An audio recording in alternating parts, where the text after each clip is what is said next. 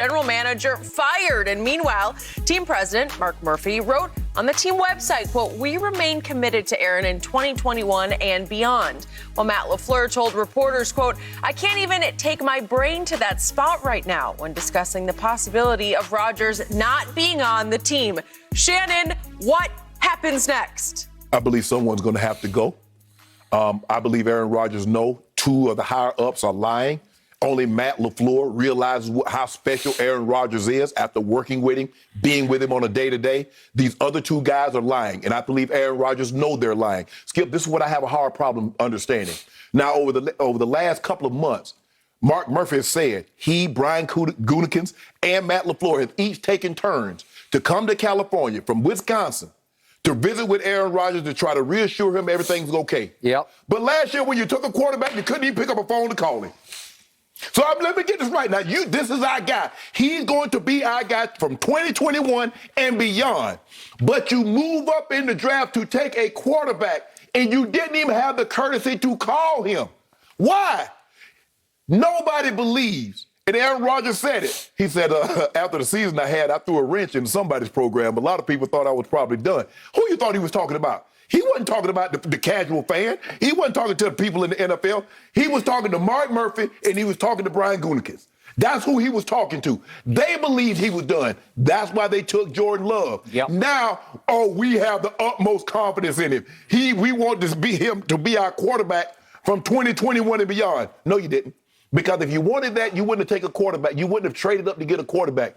You thought Aaron Rodgers was washed. That's what you thought. Well, they did. Exactly. What did they just seen in the NFC Championship game at San Francisco? We're going back a year. Even though, look, think about what happened. Jimmy Garoppolo threw 8 passes, and they scored 44 points. They did. So they got run off the field. And Aaron Rodgers threw 2 interceptions and had a QBR of 23 on a scale of 0 to 100, which is just pathetic. He did throw for like 338. Well, okay, that's not here. No, okay. He went to the NFC. Think about it now. He went to the NFC Championship game. He was 26 touchdowns with 4 picks. Mm-hmm. Now he almost doubled that with 48 touchdowns and 4 picks. Normally, if you go to the NFC Championship game, NFC Championship game, they're not looking to replace their quarterback. Now, this is what we know. Alex Smith knew the Chiefs weren't committed to him beyond because they traded up to get who, Skip? Pat Mahomes. The quarterback in Houston knew they weren't committed to him because they traded up to get who? Deshaun Watson. When you trade up to take a quarterback, you can say all you want because it sounds good. But Aaron Rodgers knows why you did what you did. So my only question is to you, Packers brass, why is it so important for you now to fly all cross country, showing up at this man's doorstep to try to convince him when you couldn't even give him a courtesy of a phone call? You could have saved yourself all these headaches had you just reached out and said, Aaron, look, we still believe in you, but we'd like to take a quarterback in the draft. You're going to be our guy. We're going to commit to you, but we're going to take a quarterback. But you take a quarterback, and then you're like, well, hey, we don't talk about such and such a guy. We don't know all this. So Aaron is like, Skip, I believe the hard part about firing Gutekunst is that if you fire him, you basically said Aaron Rodgers is in control here. And you've done everything you could over the past 2 years to seize that control from Aaron. That is correct. Now Aaron's like, okay, either he go or I go. Now the question is, Skip, who do you have more confidence in over the next 3 years? Do you believe in the GM or you believe in Aaron Rodgers? I'm taking Aaron Rodgers. But I don't see how they work together because Aaron Rodgers doesn't trust him. I know Aaron doesn't think he does. He knows he can't get Mark Murphy fired, but he believes he can get Brian Gutekunst up out of there. I'll buy that.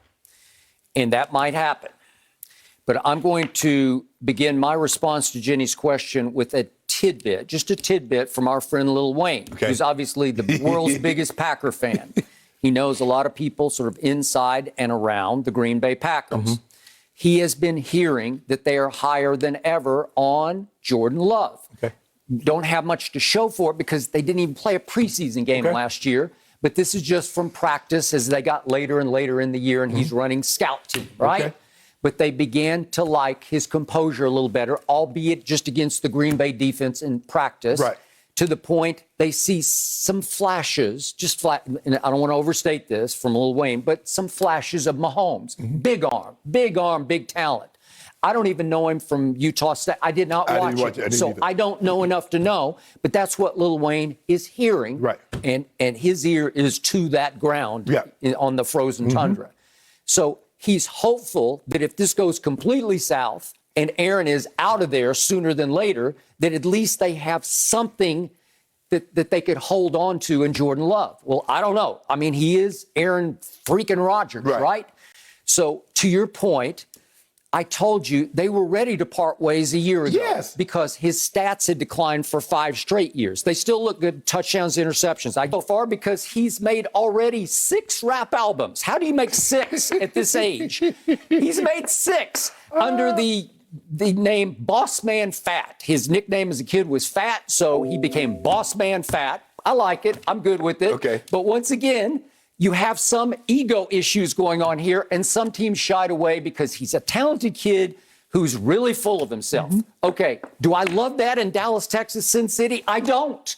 And yet, who did I love? I don't even know if I brought this up on the show, but I love bloodline corners. And I loved Asante Samuel Jr. Obviously, senior played for the Patriots and was pretty Won 2 great. Super Bowls and went to the Pro Bowl. He did pretty well. 3 picks later, guess who goes to the Los Angeles Chargers again? Asante Samuel Jr. So now I'm going to be waiting over the next 5, 6, 10 years to see which of these corners shows up and shows out. Right.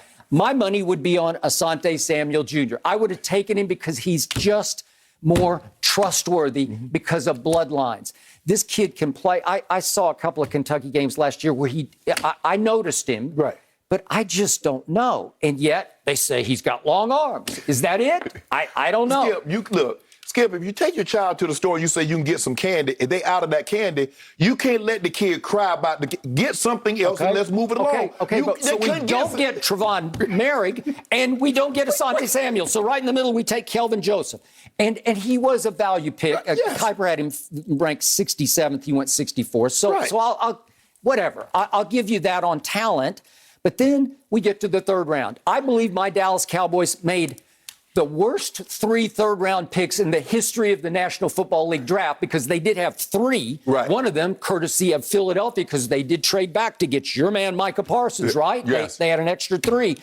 And I'm sitting here looking at these, and I can't make heads or tails of why they took them, except they have long arms. So the long arm of the law. So in other words, you would have preferred them. They had 3 third-rounders. Take 2 of those, package them, and move up and get somebody. Get that safety. Something. Get the safety. That's what you wanted, the safety from TCU. Okay, so they take the kid from UCLA, the defensive tackle, Osa Odighizuwa.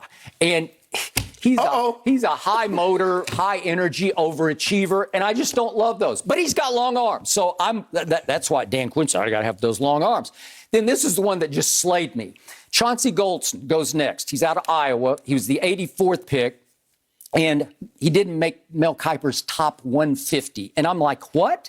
So I'm an Oklahoma fan. I watch every snap that Oklahoma plays, and Ronnie Perkins can just flat out rush the passer. Right. He's smaller. He's a little undersized, but guess who snatched him up a few picks later? Bill Belichick.